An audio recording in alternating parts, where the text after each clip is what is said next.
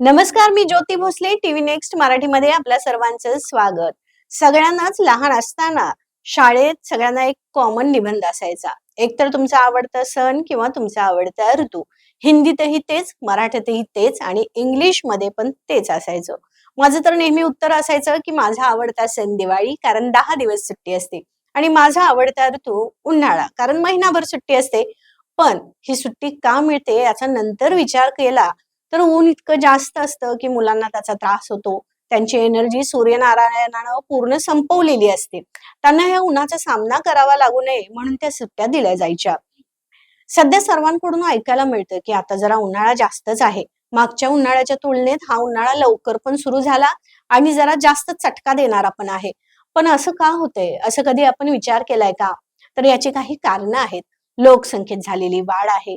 त्यामुळं उपलब्ध पाण्याची होणारी विभागणी, प्रचंड प्रमाणात होणारी वृक्षतोड, पर्यायी झाडं न लावल्यामुळं, रस्ते बांधकाम, पदपथ बांधकाम, यामुळं जमिनीवर पडणारं पावसाचं पाणी जमिनीत मुरतच नाही. गाड्यांचा आणि मशिनरीचा अतिवापर, पाण्याच्या भूगर्भातून केला जाणारा प्रचंड उपसा, झालेलं औद्योगिकरण, या सर्वांमुळं वातावरणातलं तापमान हे वाढत आहे. हीच कारणं आहेत दिवसेंदिवस गरमी वाढण्याची. पण एवढं असूनही उन्हाळ्याची प्रत्येक संध्याकाळ मात्र खूप सुंदर असते. वाऱ्याची ती सुंदरशी झुळूक आपल्या दिवसभराचा उन्हाळा आणि चटका विसरायला लावते. उन्हाळा वाढला असला तरी दिवसेंदिवस होणाऱ्या बदलामुळं सध्याचे लोक आपल्या तब्येतीबद्दल जास्त जागरूक झालेले आहेत. लोक आपल्या तब्येतीची काळजी घेतात, ऋतुमानानुसार आपल्या अन्न पदार्थात बदल करतात. हे बदल खरं तर तसेही पारंपरिक आहे, पण आपल्या तब्येतीकडे लक्ष देण्याच्या या लोकांच्या सवयीमुळं आपल्या कोल्हापूर जिल्ह्यातील विक्रेते सुद्धा तेवढेच जागरूक आहेत. जसं सीझन बदलतो तसं आपले स्टॉल सुद्धा ते बदलत असतात. जसं की आता उन्हाळा सुरू झाला आहे आणि स्टॉल वरती कलिंगडाचे आणि अननसाचे ढीग आपल्याला दिसत आहेत. लोकांची मागणी ही वाढत आहे. लोक तिथं गर्दीही करत आहेत आणि आपल्या स्वतःकडे लक्ष देण्यासाठी ते हे प्रयत्न करतात. कोल्हापूर जिल्ह्यात कशी आहे परिस्थिती जाणून घेऊया. आपले टीव्ही नेक्स्टचे प्रतिनिधी साक्षी या कलिंगड आणि फ्रूट स्टॉलवर पोहोचलेले आहेत. बघूया काय म्हणते ती.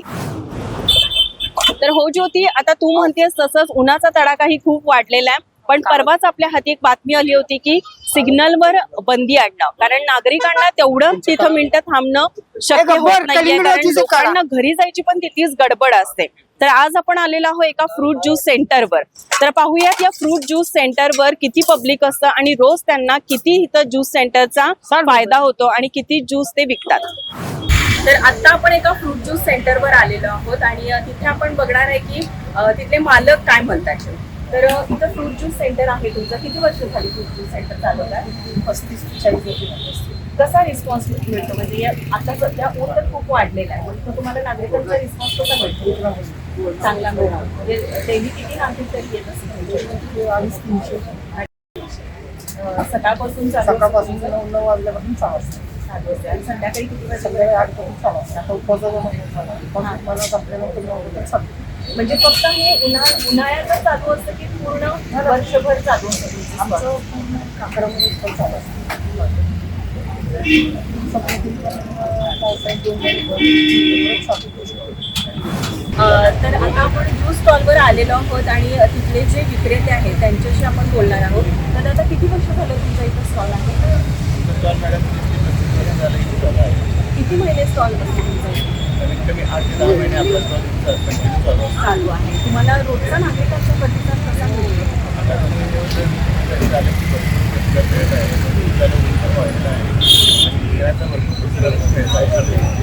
तरी रोजचा डेलीचा तुमचा तुम्हाला इथं फायदा होऊ शकतो फोटो वगैरे काय सांगा?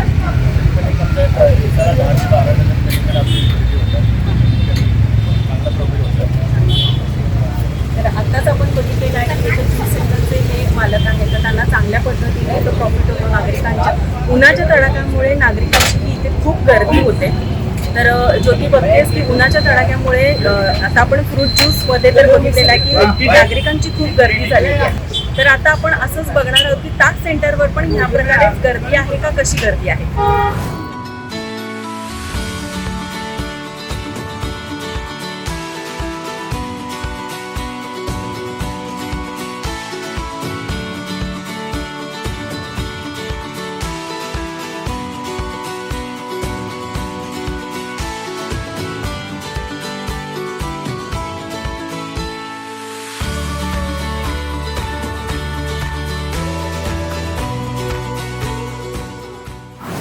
तर आता आपण आलेलो आहोत मेजर मलई लस्सीच्या सेंटरवर. तर बघूया तिथे काकी काय सांगतात. तर नक्की आता उन्हाचा तडाखा खूप वाढलेला आहे आणि नागरिकांचा कल वाढतोय की सध्या थंड पेय पिण्याकडे. तर काय सांगाल, म्हणजे किती रोज नागरिक येतात तुमच्याकडे तरी थंड पेय प्यायला?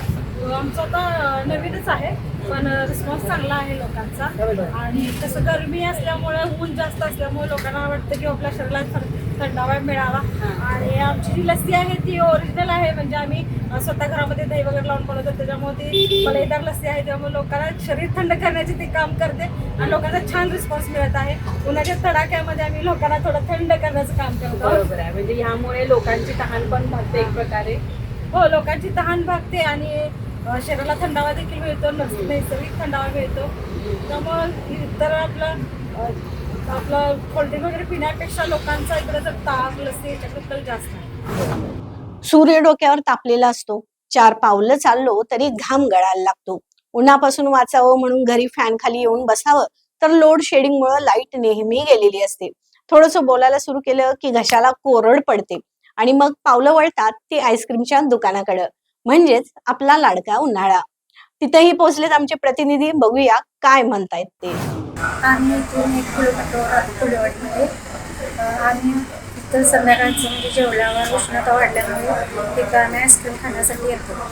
फ्रीजचं आईस्क्रीम इथं म्हणजे क्वालिटी आईस्क्रीमची खूप चांगली आहे, त्यामुळे आम्हाला खाऊन समाधान भेटतं आणि खूप छान वाटतं.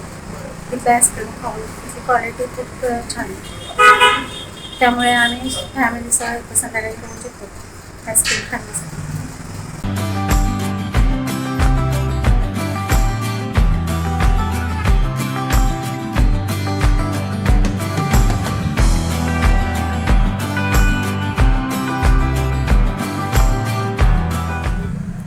यावर्षी पावसाचं प्रमाण जास्त असल्यामुळे उन्हाळ्याच्या तीव्र झळा मार्चमध्येच जाणवत आहे.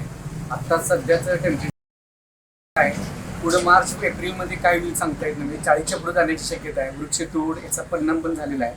त्यामुळं आमचं यावेळी ग्राहकांचं प्रमाण पण जसं वाढलेलं आहे. सकाळी 7 वाजल्यापासून आम्ही संध्याकाळी 11 वाजेपर्यंत आम्ही दुकान उघडे ठेवते. फुलवाडी रिंग रोडला आमचं फ्रीज आईस्क्रीम, आमचं कुल्फी आईस्क्रीम आणि कोल्ड्रिंक्स असं दुकान आहे. आम्ही ग्राहकांच्या सुविधेसाठी सकाळी 7 वाजल्यापासून संध्याकाळी 11 वाजेपर्यंत नियम आहेत. त्यामुळे नियमानुसार आम्ही 11-11:30 वाजेपर्यंत दुकान बंद ठेवतोय. तर करून लोकांची मागणी आहे की 11 नंतर पण तुम्ही हा व्यवसाय चालू ठेवा. सिजनेबल व्यवसायामुळे हा व्यवसाय तुम्ही चालू ठेवा आईस्क्रीमचं. तर आम्ही काहीतरी नियम पाळतोय धंद्याचे, त्यामुळे आम्ही 11-11:30पर्यंत दुकान बंद करतोय कितीही ग्राहक असला तरी. आणि आता तीव्र झाल्यामुळे ग्राहक वाढत आहे, पण नियमामुळे आम्हाला जरासा प्रॉब्लेम होत आहे. पोलिसांच्या नियमावली बसत असल्यामुळे जरासा आम्हाला धंद्याला पण प्रॉब्लेम झालेला आहे. तरी पण आहे सहकार्य आहे, पोलिसांचं वगैरे सहकार्य आहे, महापालिकेचं सहकार्य आहे आम्हाला. त्या पद्धतीने आमचा व्यवसाय चालू आहे. आपण हिवाळ्यात कसं लगेचच ठेवण्यातली स्वेटर काढतो, घालतो आणि आपल्या अंगाला उदारपणा देण्याचा प्रयत्न करतो. पावसाळ्यातही ठेवण्यातले रेनकोट, छत्रा काढतो आणि ते वापरायला सुरू करतो. पण ह्या गोष्टी कशा टिकणाऱ्या असतात. पण उन्हाळी कपडे हे मोस्टली कॉटनचे वापरले जातात आणि ते टिकतही नाहीत. त्यामुळे उन्हाळ्यात या कॉटनच्या किंवा पांढऱ्या कपड्यांची मागणी जास्त असते. तसंच टोप्या, मुली बांधतात ते स्कार्फ याचे पण जागोजागी स्टॉल लागलेले आहेत. दुकानं पूर्णपणे पांढऱ्या कपड्यांनी भरून गेलेली आहेत, त्याचीही मागणी वाढत आहे. याही ठिकाणी आपले पोहोचलेले आहेत टीव्ही नेक्स्टचे प्रतिनिधी मकोटे सर, बघूया काय म्हणतायत ते.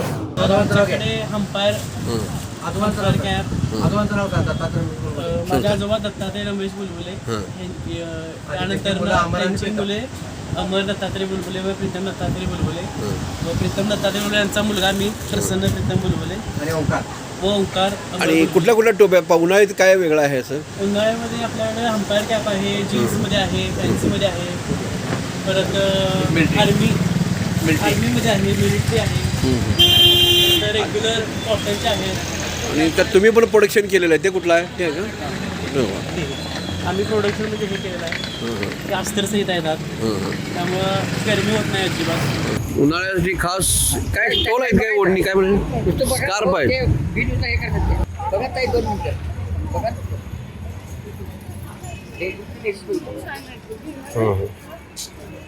त्याला कसा रिस्पॉन्स चांगला आहे? आणि काय प्राईस आहे? स्तुती असते काय? डोका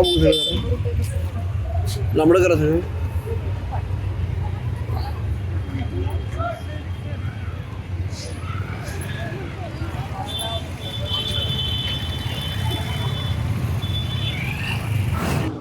म्हटलं की आपले भारतीय परंपरेतील 2 सण अगदी जवळ असतात. एक म्हणजे होळी आणि दुसरी म्हणजे रंगपंचमी. होळीचं महत्व भारतातील शेतकरी वर्गात खास आहे.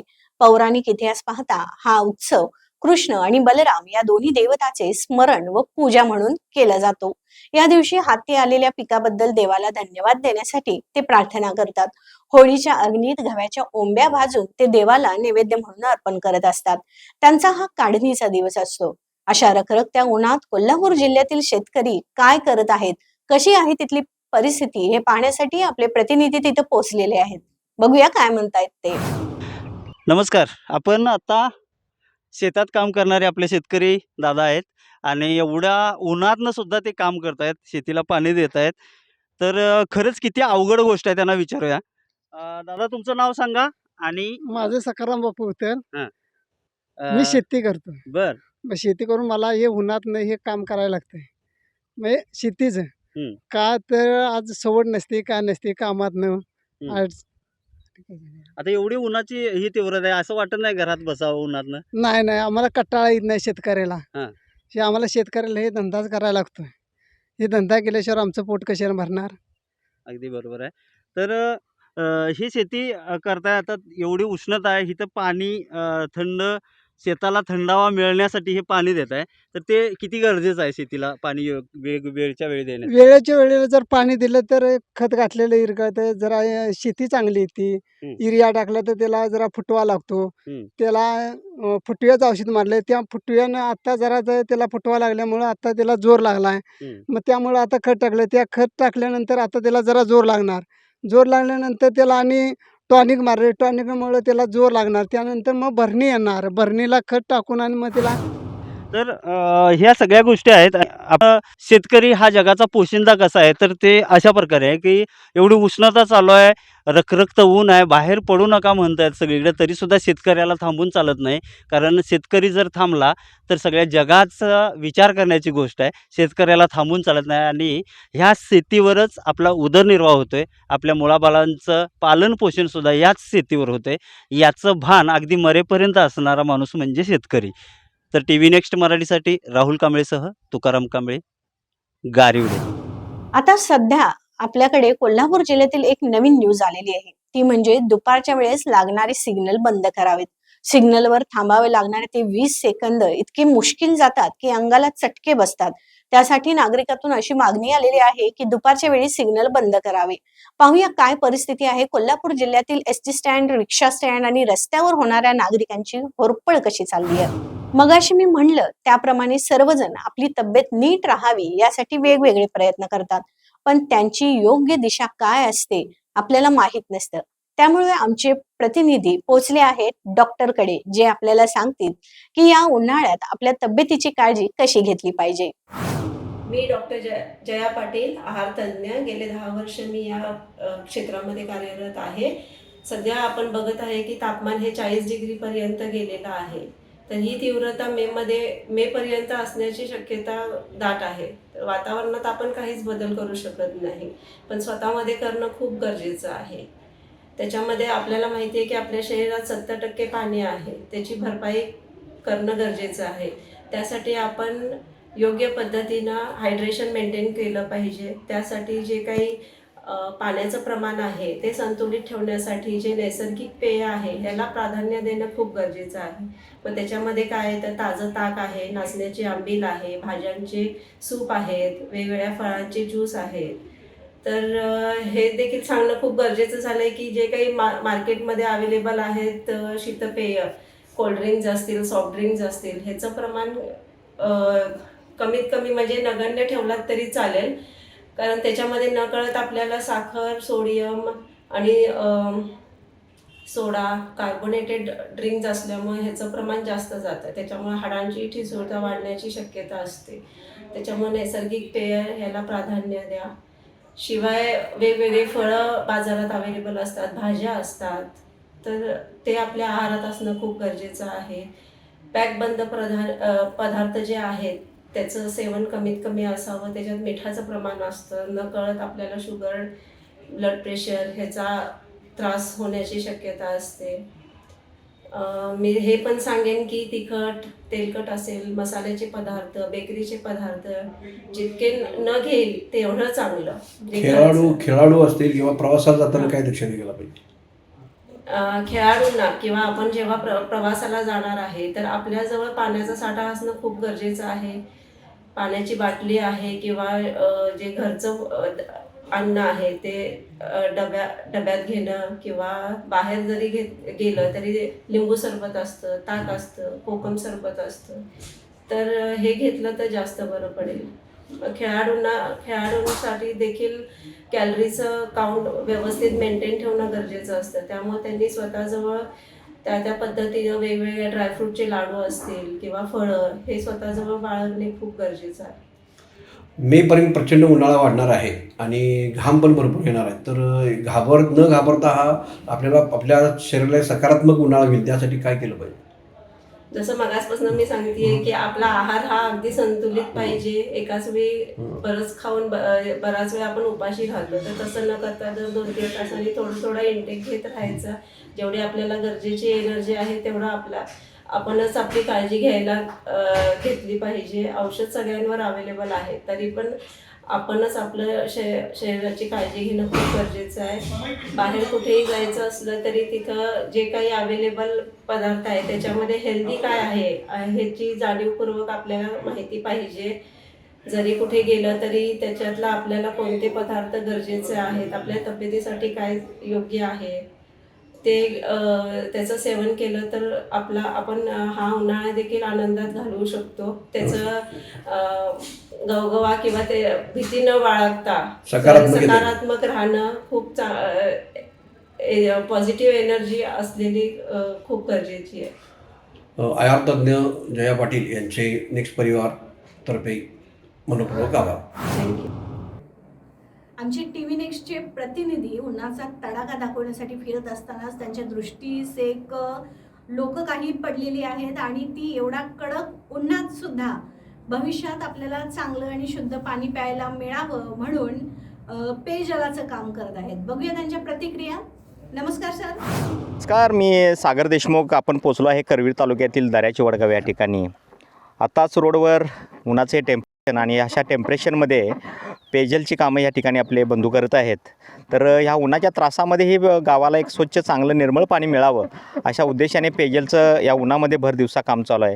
तर ह्या उन्हाचा त्रास होत असताना काही मंडळींच्या आपण प्रतिक्रिया घेणार आहेत. जाणून घेऊया आपण ह्या इथल्या लोकांच्या प्रतिक्रिया, जे लोक उन्हामध्ये काम करत आहेत त्यांच्या. काय वाटतं तुम्हाला? साहेब, ऊन भरपूर आहे, काम करतो आहे आम्ही.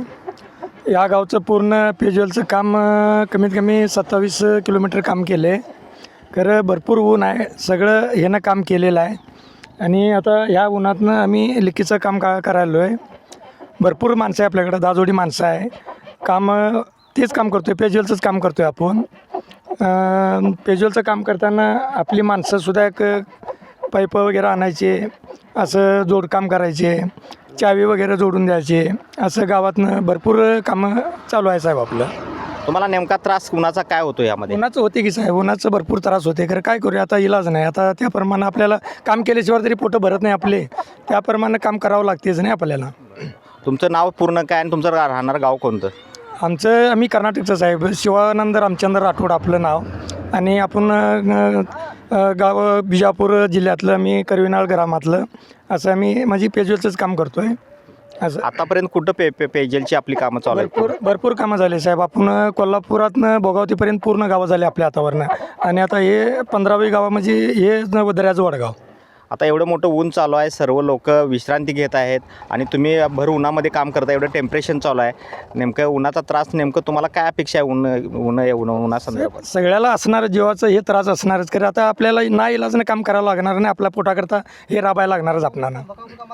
आताच आपण राठोड सरांची प्रतिक्रिया ऐकून घेतलेली आहे.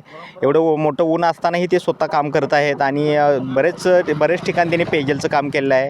आता दर्याची वडगाव ठिकाणी हे ते काम करत आहेत. आणखीन आपण दुसऱ्या एका बंधुराजांची आपण प्रतिक्रिया घेणार आहे की या उन्हामध्ये ते पेयजलचं काम करत आहेत.